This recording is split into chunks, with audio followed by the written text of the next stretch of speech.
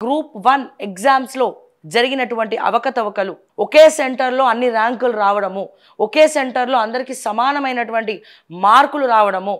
so ఏం అర్థం కానటువంటి పరిస్థితి చీమ కూడా ఉట్టినట్టు లేదు ప్రభుత్వానికి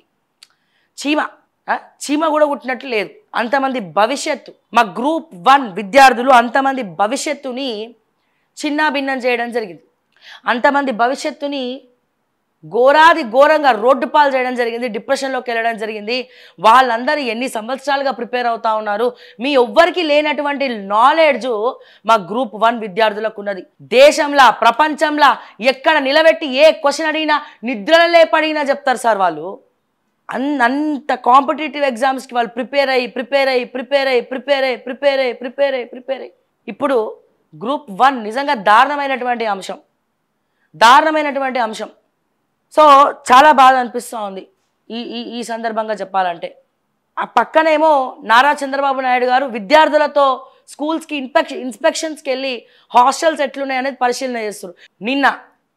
నిన్ననో మొన్ననో